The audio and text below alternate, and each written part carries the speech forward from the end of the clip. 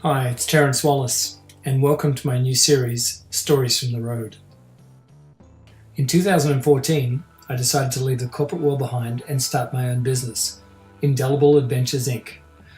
This is a culmination of my writing, photography, speaking, and travel, and gave me a great opportunity to travel the world. And so, with my writing, I've been able to gather and collect many stories from all my adventures. So this series is a dedication to all of those stories. I hope you enjoy them. Join me this week as I explore Munich. Munich is Bavaria's capital and home to centuries-old buildings and numerous museums. The city is also known for its annual Oktoberfest celebrations and its numerous beer halls, including the famed Hofbrauhaus, which was founded in 1589. In the Old Stadt, or Old Town, the central Marienplatz square contains landmarks such as the neo-Gothic Rathaus, or Town Hall, with its popular glockenspiel show that chimes and reenacts stories from the 16th century each hour. With all of my 4-day flips, I endeavour to take a broader view of the city that I'm visiting, and Munich was no exception. Munich is a European gateway from North America, and an easy 8-hour overnight flight from Toronto. So easy and simple, and rather painless if I might say. Although for those less seasoned travellers, the day of arrival can be a tad exhausting, given that it's a 6-hour time difference from North America. I must admit, the jet lag can be excruciating and rather disorienting after an overnight flight, so I always endeavour to snatch between 4 and 5 hours of sleep on each flight. I always travel with noise-cancelling earphones and eye shades to take out as much of the distractions from the aeroplane as possible. Another of my flight preparations is to determine the best route to my hotel, whether it's by train, bus or taxi, well in advance. Particularly for these short 4-day adventures, I rarely book a car, as parking tends to be quite expensive and difficult to find in most European cities. Munich, like most European cities, has a fabulous transit system, and so downloading the transit app in advance proved to be an excellent start to a great weekend. The S-Bahn is a mere 40-minute commute into the heart of the city from the airport, and as I booked a cool little boutique hotel a mere 3 blocks from the central Hauptbahnhof, or main train station. Now couple this with only taking carry-on, and I was in and out of the airport in less than 15 minutes and onto the train into the city. Now, some might say that I'm a little extreme in the way I travel, but given it's such a short trip, I want to maximise every moment that I can. After arriving at the hotel, I checked in and deposited my bag in the room. Quickly assembling my camera and waterproof cover, I headed out into the drizzly lunchtime rush. Fortunately for me, the weather was only a short hiccup, as it stopped soon after the lunch hour. As part of my weekends away, I generally also take in an art gallery or two, and this was no exception, as part of my Friday afternoon was taken up with visiting the Brandhorst Museum adjacent to the university. Some interesting Warhols adorned the walls of this small but impressive gallery. The next day, I rented a bike at the Odeonplatz and rode toward the English Garden, which is larger than Central Park in New York, and is an absolute treat, providing some 78 kilometres of paths and trails for those wanting to get away from the hustle and bustle of the city centre.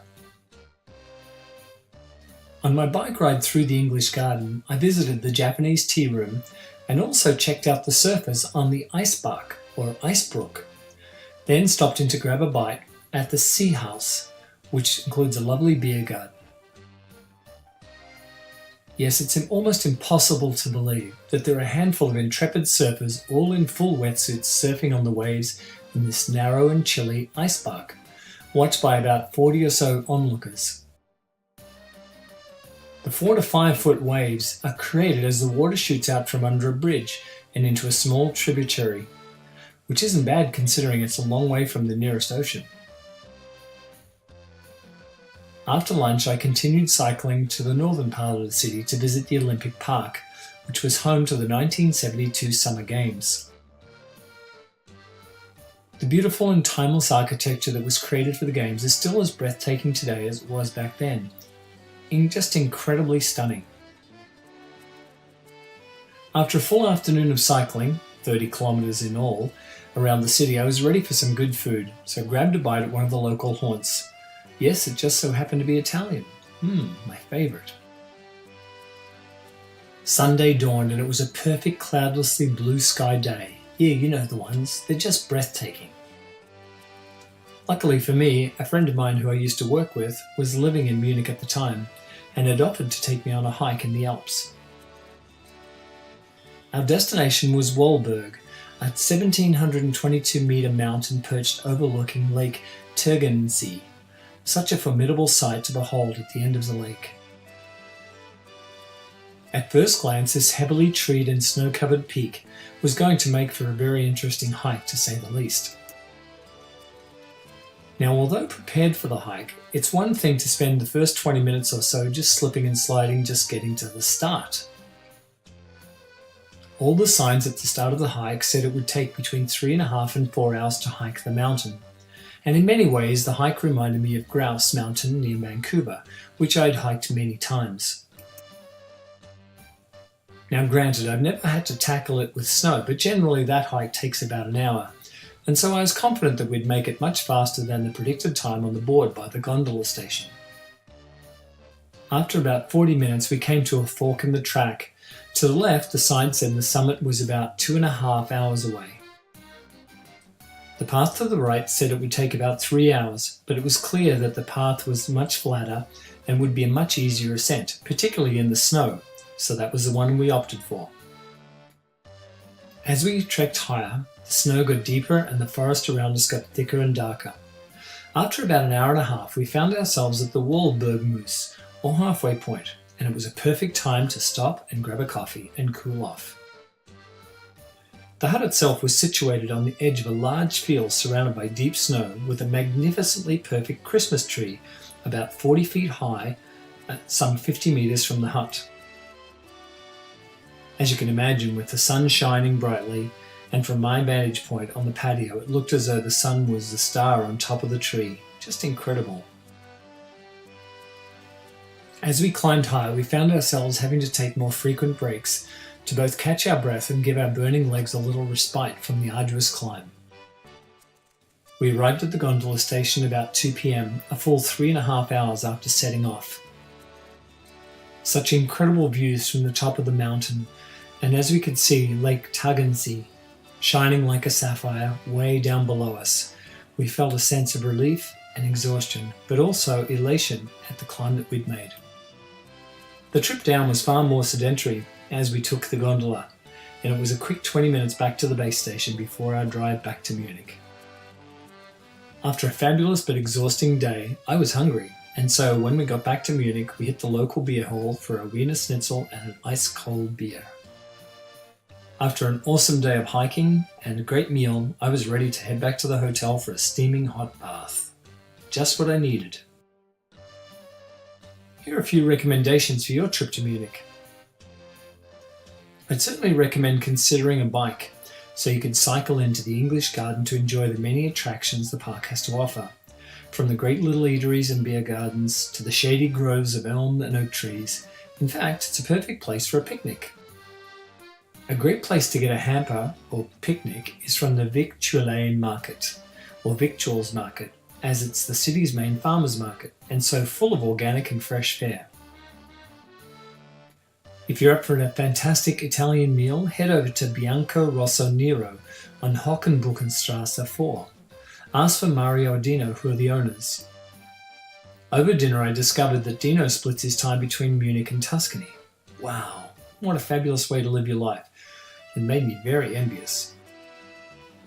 You're going to love this little restaurant. It only has 10 seats, so come hungry and enjoy the intimacy of this truly special gem.